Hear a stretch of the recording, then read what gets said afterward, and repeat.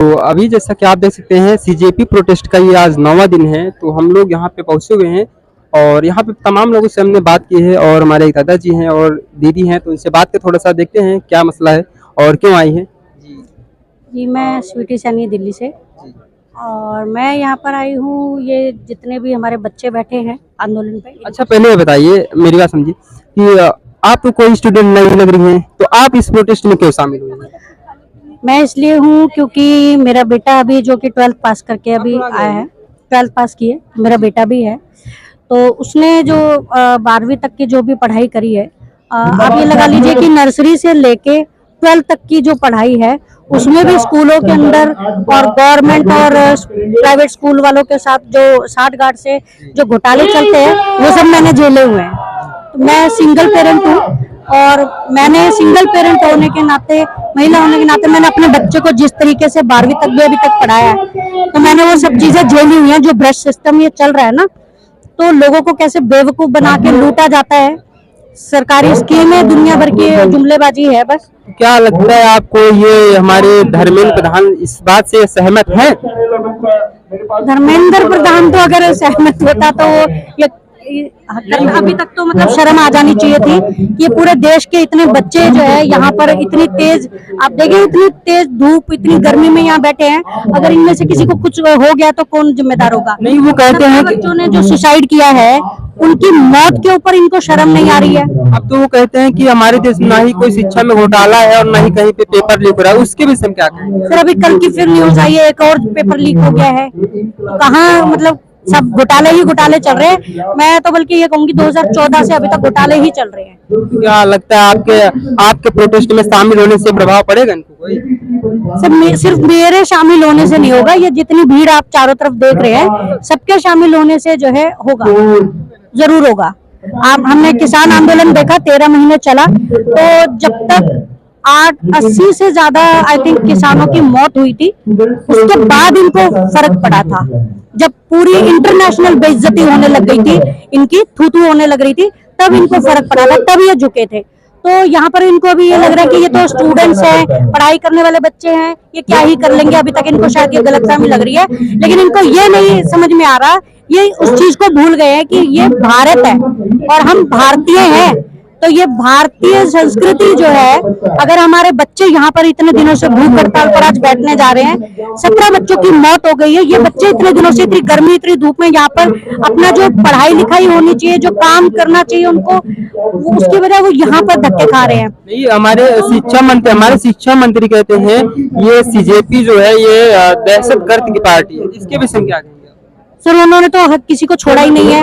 उन्होंने तो किसानों को भी यही बोला था, पाकिस्तानी, देशद्रोही, है ना। और जितने, अगर कुलदीप सेंगर जैसे जो बलात्कारियों के विरोध में जितने लोग सड़कों पे उतरे, इन्होंने उनको भी देशद्रोही बताया। तो ऐसा कोई छोड़ा ही नहीं इन्होंने जिसको देशद्रोही बोलते हो। ये तो वो तो इनका जुमला है, उससे कोई ज्यादा बड़ी बात नहीं है, ज्यादा कोई फर्क पड़ेगा भी नहीं। बहुत बहुत धन्यवाद। अंकल, आप क्या कहना चाहेंगे? आप क्यों शामिल हुए प्रोटेस्ट में? मैं भाई, जो बच्चे नीट का पेपर देने के लिए आए थे और उनका पेपर लीक हो गया। अरे आप तो नीट का पेपर नहीं दे के आए ना, आप तो एजेड हैं। मेरे बच्चे तो दे रहे हैं ना, क्या मैं अपने बच्चों की सुरक्षा के लिए नहीं आ सकता क्या? आप अपने बच्चों के लिए आए हैं? अपने बच्चों के लिए आया। और एक चीज और बता दूं, अब ये सरकार नहीं झुक रही है, अच्छी बात है ना झुके, क्योंकि जिस दिन झुकेगी नहीं ना उस दिन टूट जाएगी। और हम भी चाहते हैं कि ये सरकार न झुके बल्कि टूट जाए, पर खच्चे इसके उड़ जाए, क्योंकि ये सरकार गद्दारों की सरकार है। क्या आपको लगता है कि पीसफुल प्रोटेस्ट से सरकार के ऊपर दबाव बनेगा? पक्का बनेगा, एक न एक दिन बनेगा। मेहनत कर रहे हैं बच्चे। आज 9वां दिन है, सरकार के कान पे अभी तक जू तक नहीं रेंगा है। 9वां दिन नहीं है, 9वां दिन नहीं है, 9वां महीना लग गया और एक वीर पैदा होने वाला है इस पर, और एक वीर का नाम है अभिजीत दीपके, और एक वीर और पैदा भी हो जाएगा, शायद आज ही हो जाए। और इस सरकार को झुकना ही पड़ेगा, टूटना पड़ेगा। तो क्या कहना आपका, धर्मेंद्र प्रधान इस्तीफा देंगे या नहीं? इस्तीफा तो किसके, मतलब ये पार्टी के अंदर ही नहीं देना। मैंने वही कहा ना कि जो झुकते नहीं वो टूट जाते हैं। अभी तक किसी ने इस्तीफा नहीं दिया बीजेपी में। तो जरूरी नहीं है कि देंगे भी नहीं। मैंने क्या कहा, बार बार कह रहा हूँ, ये सरकार जाने वाली है, इस्तीफा इनका नहीं होगा। आप कह रहे हैं इस्तीफा दिया? अभी जो राम मंदिर में जो चोरी हुआ है, तो अभी 2 इस्तीफे हुए हैं। अरे नहीं, बीजेपी की पार्टी के मिनिस्टर इस्तीफा नहीं दिए अभी तक। नहीं, ये बीजेपी आरएसएस के ही तो थे जिनके दो हालांकि वो मालूम है हमें कि वो कोई सोल्यूशन नहीं है, वो नाटक है, लेकिन आप कह रहे में आरएसएस के और बीजेपी के बच्चों ने भी पेपर दिया, लेकिन अंधभक्तों को ये पता नहीं तुम्हारे बच्चों का भी नुकसान हुआ है। मान लीजिए एक ही चीज है ना, एक ही चीज है ना कि जो हम कर रहे हैं वो सही है, क्योंकि वॉशिंग मशीन है ना ये वॉशिंग मशीन है विजय, ये तो वॉशिंग मशीन है जी। क्या काम करती है, क्या काम करती है? कपड़ों को फाड़ रही है और क्या कर रही है, कपड़े से इसमें क्या लेना है? ज्यादा रगड़ रही है। ठीक है, तो हम कह रहे हैं जिस धर्मेंद्र प्रधान इस्तीफा दे देते हैं, क्या हमारे शिक्षा व्यवस्था में परिवर्तन आ सकता है? ऐसे है कि एक चोर को हटाएंगे दूसरे चोर को बिठा देंगे। मैंने कहा ना कि ये सरकार ही बदलनी चाहिए और कोई शरीफों की सरकार आनी चाहिए, तुम्हारे जैसे बच्चों की सरकार आनी चाहिए, ईमानदारों की सरकार आनी चाहिए। मान लीजिए सरकार बदली, सरकार तो इतनी जल्दी बदल नहीं सकती है, तो कैसे आप मैनेज कर पाए? सरकार तो इतनी जल्दी बदलने वाली नहीं है, क्योंकि वो मानने की तैयारी नहीं होती कोई चीज। कोई बात नहीं मिलेगी जना, जब हम बरसात का इंतजार कर सकते हैं, हम सर्दियों का इंतजार करते हैं, हम गर्मी का इंतजार करते हैं, सरकार के बदलने का भी इंतजार हम कर लेंगे। बदलना पड़ेगा। बहुत अच्छा चाचा, आपने क्या तारीफ